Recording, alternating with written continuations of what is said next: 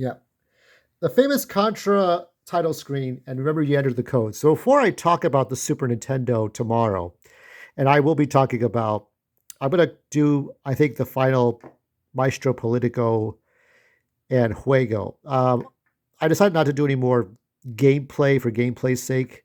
So I'm going to probably do a combo tomorrow night and talk about the state of Nintendo, unless Nintendo makes some really big developments between now and tomorrow night. But let's go back to the 80s. Left, up, down, left, right, up, down, left, right, BA, start, whatever it is. Okay. Nintendo games and even Super Nintendo games were very difficult to play.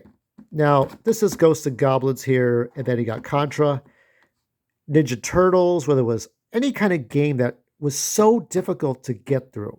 Games were ass difficult. Let me tell you, like, you just could not get through them.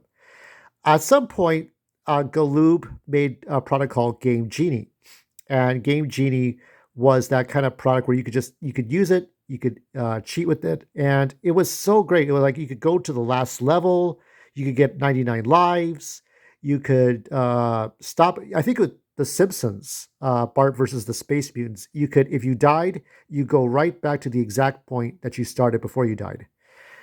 There were different mods, different codes. Before mods, we had just Game Genies to help us along.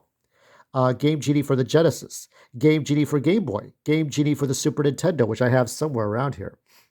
Great products. Of course, it kind of bricked my some of my games because if you use a Game Genie for one of your games for too long, it bricks your game cartridge to where you can't run it without the Game Genie. So that's unfortunate. But that's what happens. I mean, people like with Batman Returns on the Super Nintendo, I wanted to cheat to get to the end. And I had used cheat codes before. And if it wasn't cheat codes, it was passwords.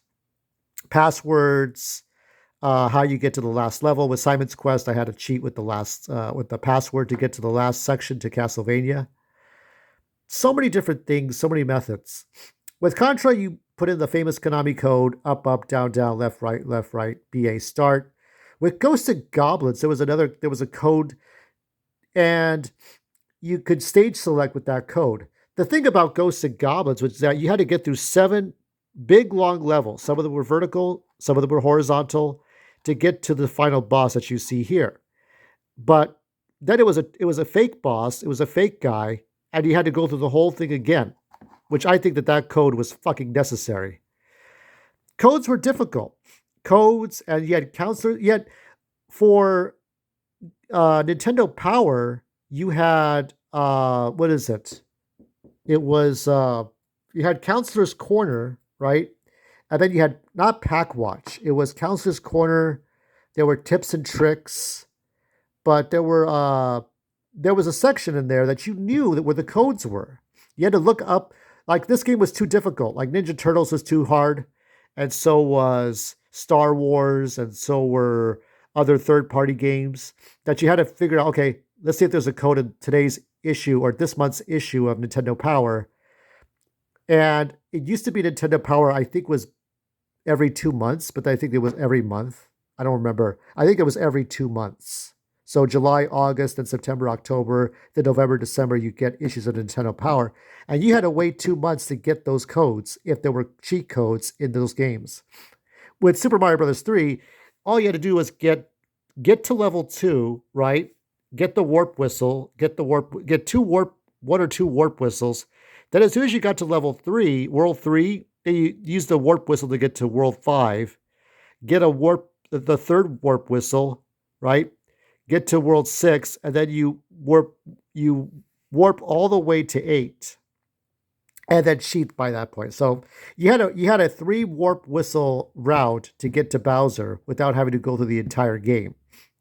There were just different things you could do. Zelda, you could put in the second quest right away.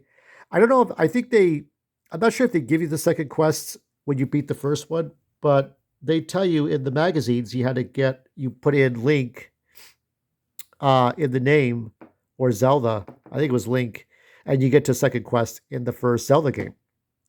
There were so many cheat codes, so many different ways, so many different methods.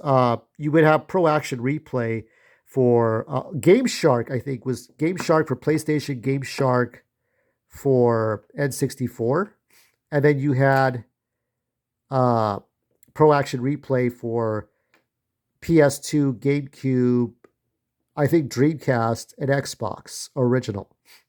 And then from there, it was like there were just mods. People would just homebrew hack, and people would use emulation, just take apart the game and make it their way.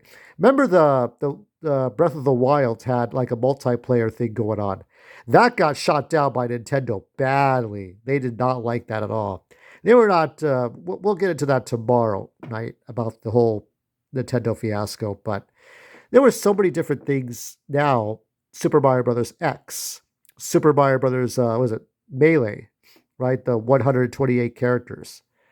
Another Metroid 2 remake. So many things got shot down. It's players coming to terms with the games on their terms.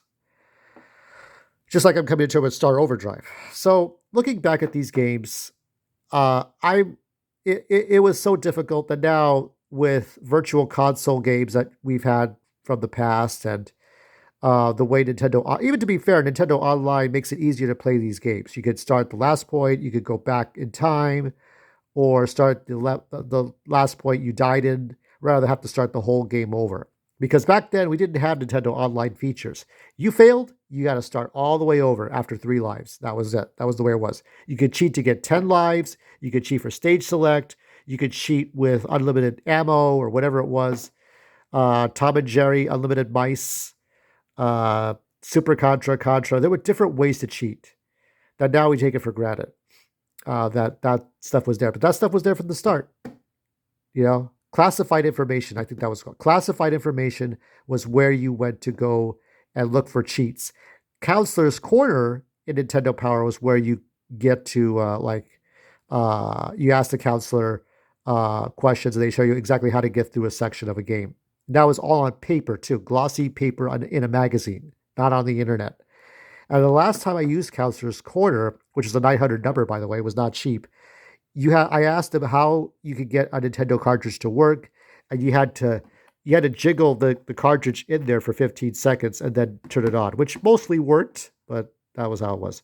All right, tomorrow on to Super Nintendo. But for this video, we ended in 2-1